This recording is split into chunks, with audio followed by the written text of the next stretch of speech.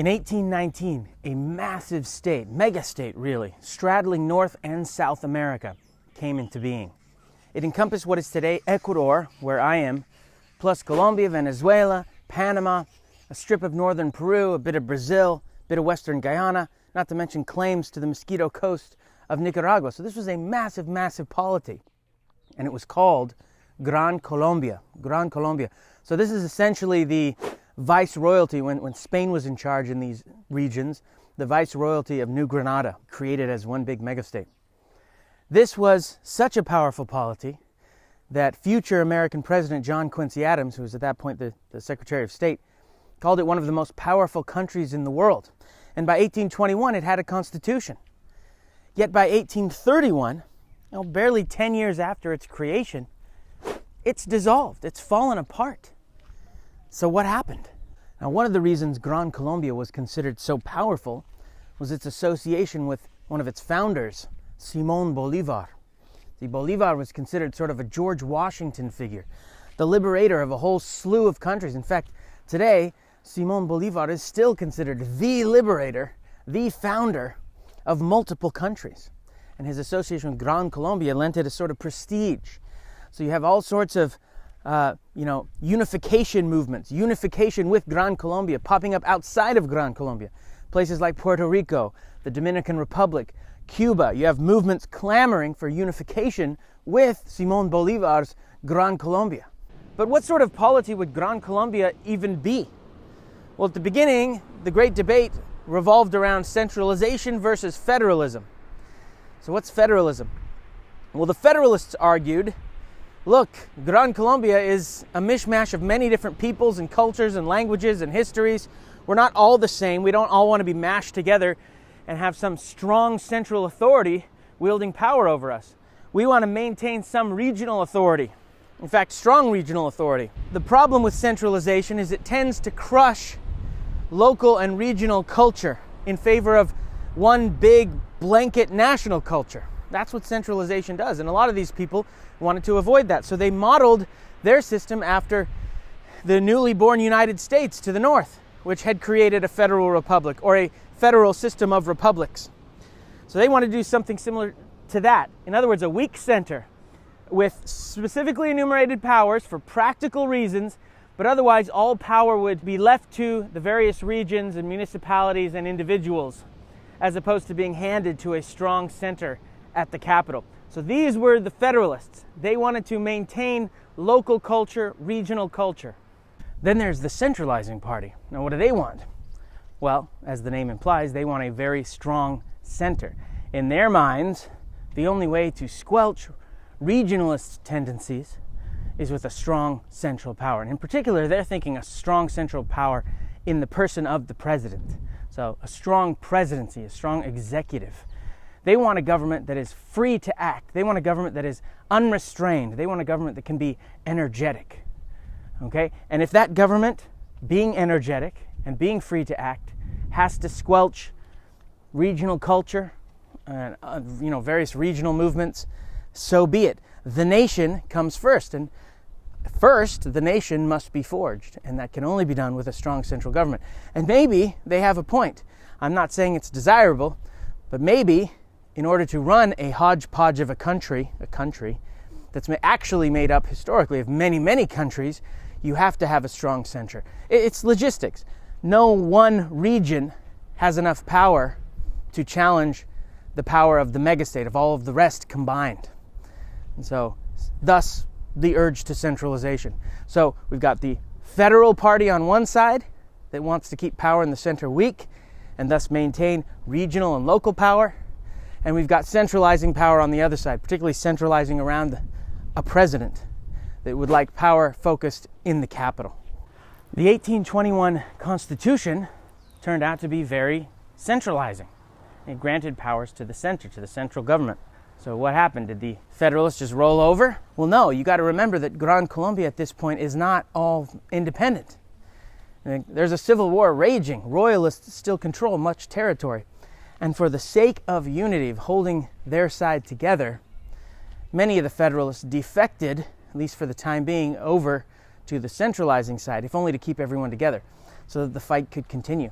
So these defections in the midst of civil war, this has the effect of creating a more centralized polity through the 1821 Constitution. But one faction among the centralizers still wasn't satisfied with the power that had been handed the central government. They wanted an even stronger central government, and in particular, they wanted an even stronger president. And this faction was led by none other than Simón Bolívar himself.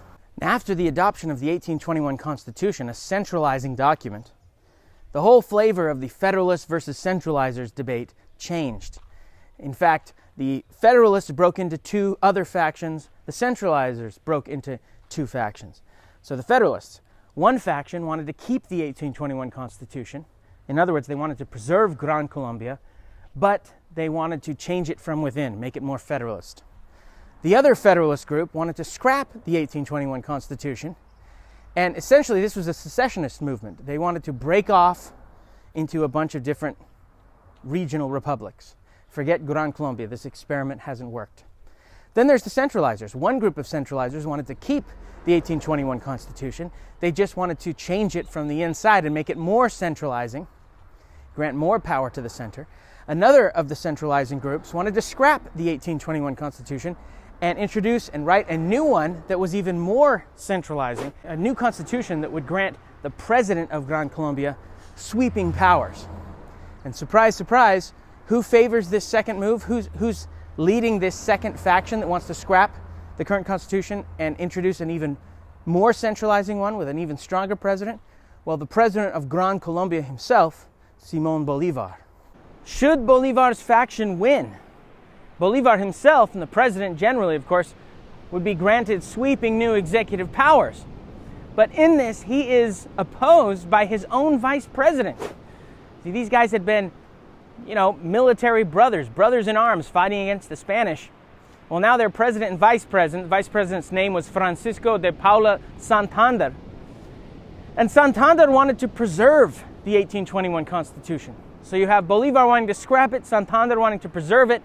By the mid-1820s, this political division is, it's publicly known, it's abundantly clear that these two guys are on opposing sides, despite the fact that they occupy the number 1 and 2 offices in the land. So certainly the uncertainty that this division at the highest levels of Gran Colombia's government adds to Gran Colombia's politics is a contributing factor to Gran Colombia's eventual fall.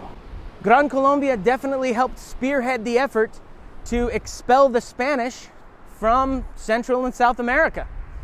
It was Gran Colombia that helped in a major way expel the Spanish from Venezuela, from Colombia, from Ecuador, helped complete the final liberation of Peru. There's no question about it.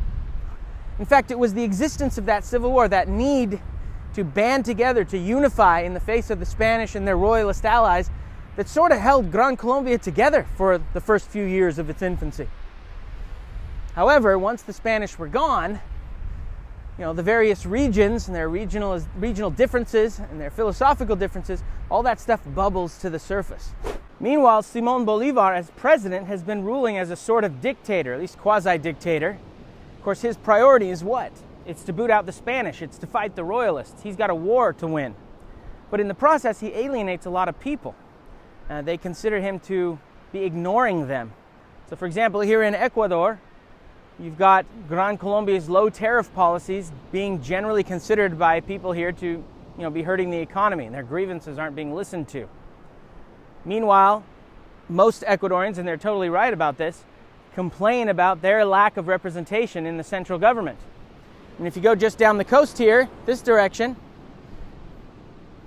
you'll eventually reach Guayaquil. And Guayaquil declared independence on its own from the Spanish.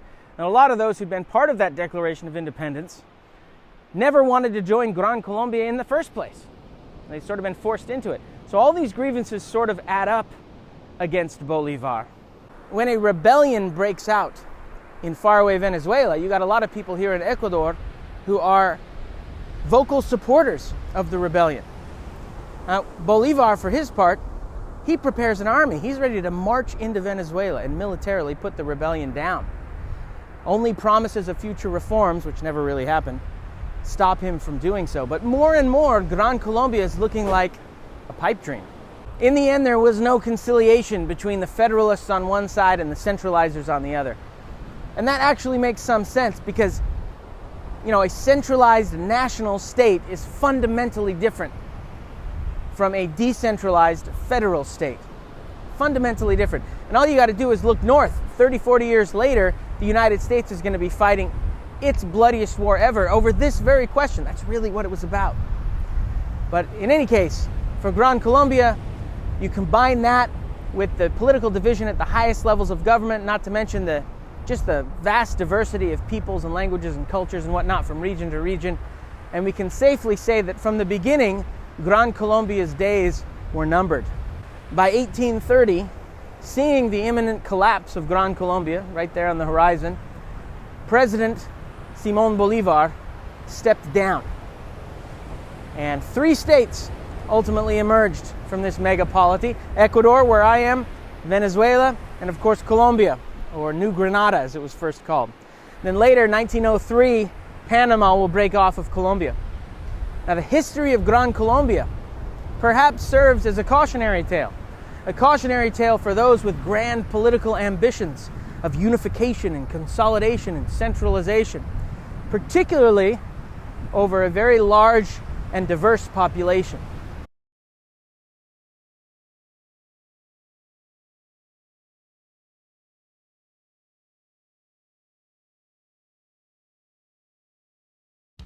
If you're interested in taking a deeper dive into history, consider one of my full courses, each including something like 400 plus pages of text, 30 plus hours of audio, 50, 60, 70 on-location videos filmed all over the world, plus all the scaffolding you could ask for should you want to take it like a traditional student. We're talking guided notes, both blank and filled, quizzes, structure training, document lessons. These really are unique and one of a kind. Check them out.